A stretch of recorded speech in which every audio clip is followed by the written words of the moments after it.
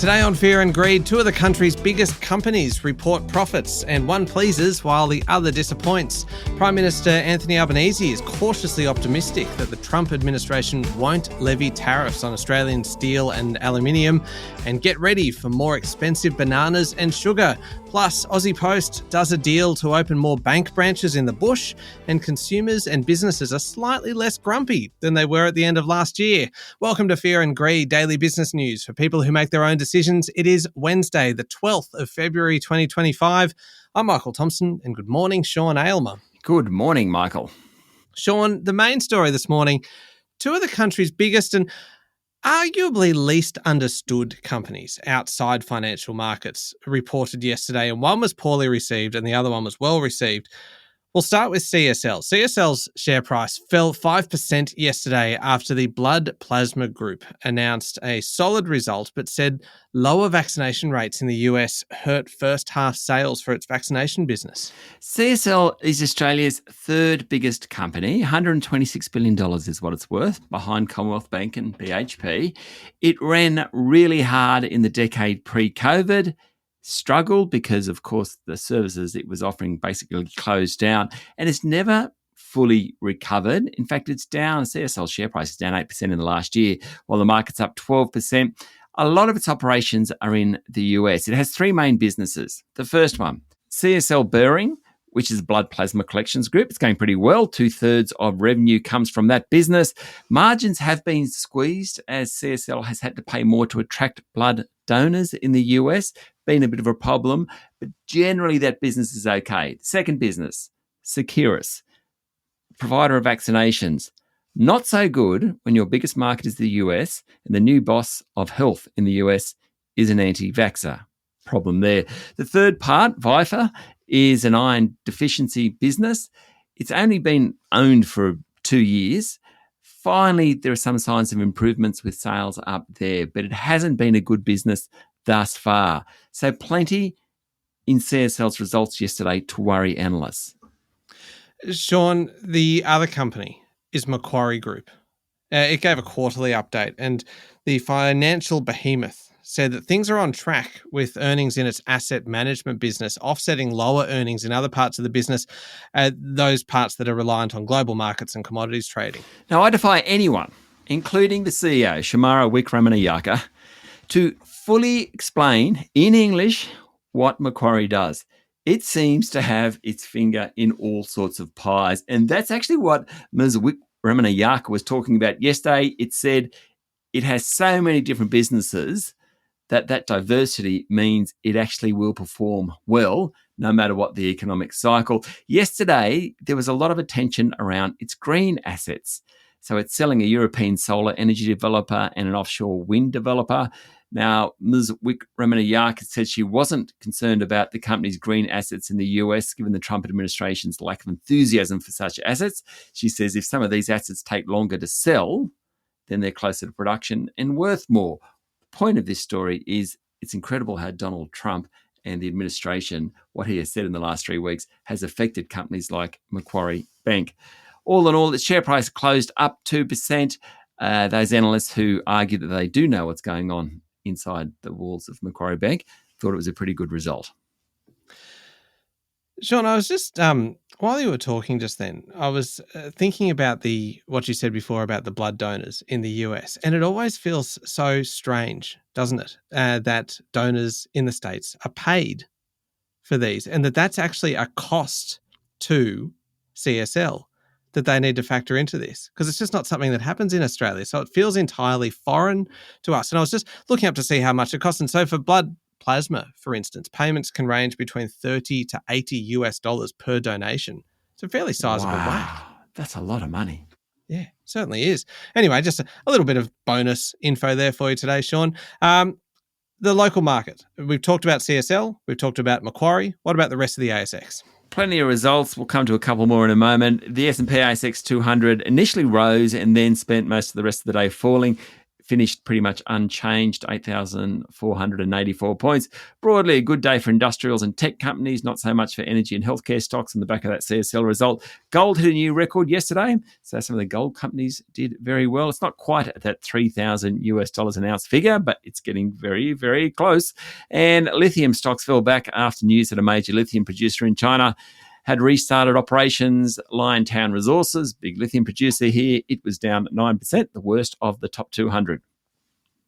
Sean, the federal government is cautiously optimistic that Donald Trump's administration will not levy tariffs on Australian steel and aluminium. When we're talking about this time yesterday, there was a great deal of uncertainty over it, and that was ahead of the Prime Minister's call to the President. We're now on the other side of that call. Still a bit of uncertainty around it, though, isn't there? There is. So the two spoke for 40 minutes, the first call since Donald Trump became president. Anthony Albanese said he had a great conversation and the US-Australia relationship is in good shape.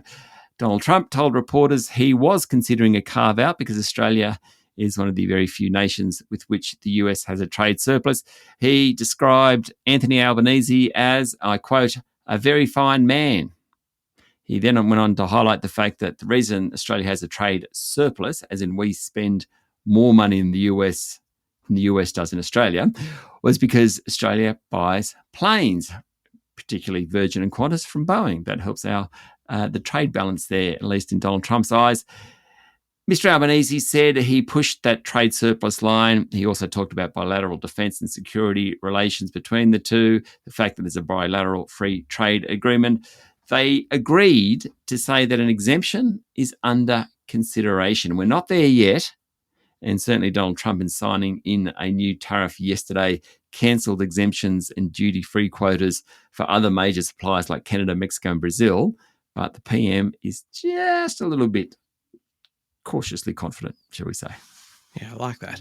Now, after the show, Sean, you have an interview coming up with Dr. Kevin Hebner, who is the Global Investment Strategist at Epoch Investment Partners. Now, this conversation started in one place, finished in an entirely different place, and it was fascinating. Yeah, so we started about AI and whether or not we're in a boom, something like the late 1990s, and went to a break and we came back and we just got stuck into tariffs. And I think this is the first time that someone has given me a good rationale for why Donald Trump is levying tariffs around the world. And not a value judgment whether it's good or bad. He just said this is the thinking behind it, and this is why the Trump administration thinks it's a good reason to do it. And it's well worth a listen. Oh, it so is. It is coming up after the show. We've got plenty more to come, Sean. We're talking banana and sugar prices rising. We've got more bank branches in the bush. Elon Musk's bid to buy ChatGPT. Big show. We'll be back in a moment with the rest of the day's business news.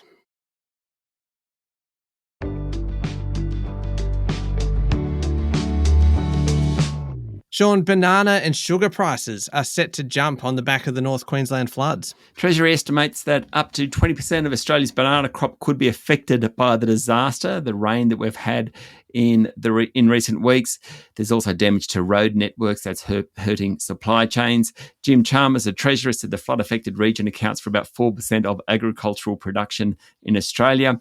What it means is that some things like sugar and bananas could get a lot more expensive, but it's sort of a narrow number of goods. That's a good point. In terms of total economic activity in the economy, the floods will amount to a 0.1 percentage point reduction in March growth. Doesn't sound like much, right?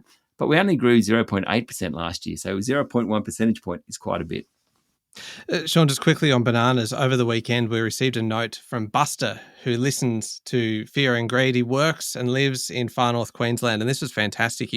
He sent us a couple of pictures and a message via Instagram, and he said that because of the floodwaters in far north Queensland, they hadn't had a delivery of groceries for several days into a lot of the supermarkets up there. But what they did have, essentially, is this oversupply of local bananas. Yeah. And so the pictures that he sent us, and we did share these on Instagram over the weekend, is just in your fruit and veg section of the supermarket, bay after bay after bay, full of the most fantastic looking bananas, and they're all on sale for $2.50 a kilo. And every single other space in the supermarket is empty. Yeah. It is just bananas. So if you like bananas, you are set. And so thank you, Buster, for sending those ones through. Sean, there'll be more bank branches in the bush with the federal government increasing funding for Australia Post's banking operations. Currently, Commonwealth Bank, National Australia Bank and Westpac have a deal with Australia Post so that it offers banking services in some regional locations. ANZ has always stayed out of that. It's decided it will jump in. Macquarie and HSBC are in negotiations about doing it. Aussie Post outlets will, in some regions, now offer banking services. They're the regions that they didn't before. The government is chucking in some money on that one. Treasurer Jim Chalmers said 36% of bank branches in regional Australia have closed since 2017, but this should stop any more from closing. Sean, consumers are slowly getting happier, or less grumpy, I suppose, but business sentiment continues to remain depressed. The Westpac Melbourne Institute survey was unchanged in February, still in negative territory, still a miserable bunch. 3 years of misery, worse since the 1990s. However, Michael, the trend is your friend, and at least we're less miserable than we were before. That's the good news when it comes to consumers. In business land, the National Australia Bank survey says conditions continue to trend down, though sentiment looks to have stabilised. Unlike consumers, businesses, at least, they've stabilised in positive territory. Combined, they probably suggest the worst is behind for the Australian economy. It was a pretty good day yesterday for the media companies, with Nine's share price jumping 13% and Seven West up 6%. That's after the latter said that the ad market is showing signs of turning. So Seven West Media is part of the Stokes family empire. Now it's the big drop in profit. It's actually part of a company called SGH, formerly known as Seven Group, Boral, Westtrack Business. Some of those companies are in that one. The good news for Seven West Media is a jump in the size of its digital audience, streaming services, 7plus, that type of stuff. In fact, 347,000 new registered users signed up on the back of the Sri Lankan cricket tour that Australia has just had over there. The good news on that front, particularly around the advertising, helped Nine, which is obviously a fierce competitor to Seven, and its share price, as you mentioned, jumped 13%. Just a quick one, Sean. Breville, the high-end coffee and kitchen machinery manufacturer, is entering China, hoping that the Chinese decide that it is time to make their brews at home. Exactly. And Chief Executive of Breville, Jim Clayton, really hopes that all those consumers will buy online, because he's not opening shops. He's just going to use online selling only. The company also wants to open in the Middle East, and it's going to look at a base in Dubai. The company's also stockpiled product in the US to avoid potential tariffs, because China's a big manufacturing base for it. All in all, profits and revenue were higher at Breville, though the stock was sold off yesterday, down 2%.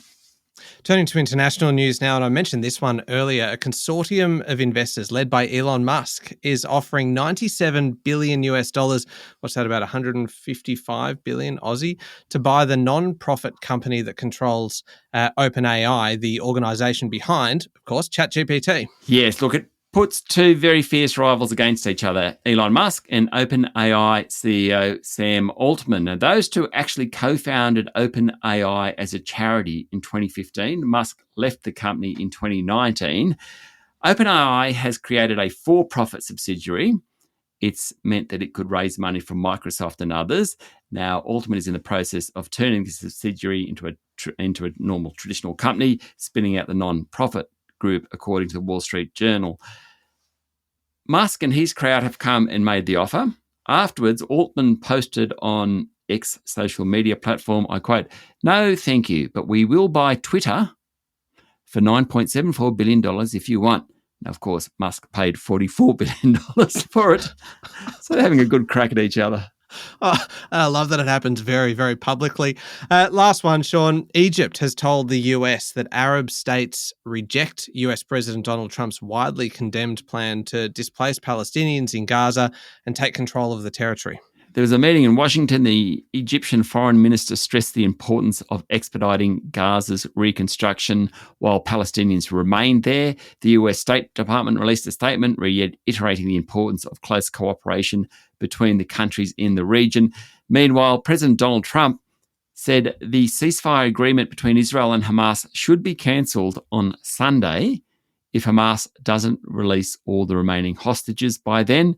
And while on the subject of the president, he's ordered the Department of Justice to halt the enforcement of a ban on Americans bribing foreign officials. So he's halting the ban on bribes. Okay. All right. Sean, up next is the Fear and Greed Daily interview. Kevin Hebner, Global Investment Strategist at Epoch Investment Partners, is your guest. It is an absolute must listen. It is in the Fear and Greed playlist on your podcast platform or at fearandgreed.com.au, which is also where you sign up for our free weekly newsletter, which comes out later this morning. So head along to the website now, pop your email address in, and it will land in your inbox in a few hours. Thank you very much, Sean. Thank you, Michael. It is Wednesday, the 12th of February, 2025. Make sure you're following the podcast and please join us online on LinkedIn, Instagram, X, TikTok and Facebook. I'm Michael Thompson and that was Fear and Greed. Have a great day.